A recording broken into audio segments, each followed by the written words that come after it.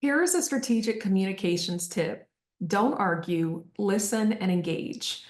Our belief systems are often informed by messages that we've received over a significant period of time over our life, right? And those messages are conscious and also unconscious. And even our preferences are informed by messages that we've received from our family of origin, from social media, from popular culture. And what we believe, it is so ingrained in us that for this reason, I think that disrupting belief systems isn't always as easy as explaining to a person why they are wrong. Paradigm shifts are possible, but usually it requires more than one conversation. And for this reason, I think that it's futile to argue with the person in an effort to try to convince them that they are wrong. Now, sometimes on television shows, news programs, you see commentators going back and forth. And part of that, I think, is for entertainment, right? Because that is not always going to move the people who they're trying to move to a place of enlightenment.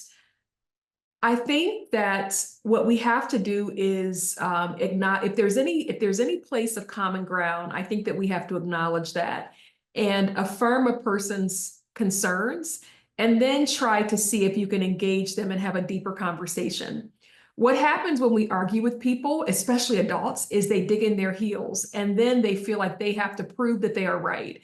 And so if someone has dug in their heels and they feel that you are telling them something that they don't believe and they now have to prove you right, they are not listening to what you say. Even if you're having a conversation with them, their mind is someplace else because they're thinking of all the arguments they could offer that would prove you wrong. And so, again, I just don't think that it's a good idea to argue with people and to try to tell them why they're wrong.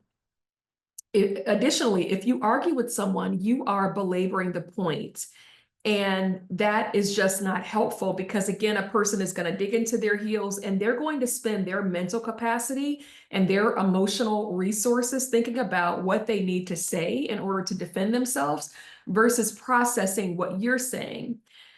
I think that, the Center for Social Inclusion, which is now Race Forward, but years ago, they put out a tool and the acronym is ACT, and it stands for Affirm, Counter, and Transform. To affirm is to acknowledge where people are, right? To acknowledge that you hear them and to acknowledge where they are. To counter is to open an audience's mind to other possibilities. You just want to get them to consider other possibilities.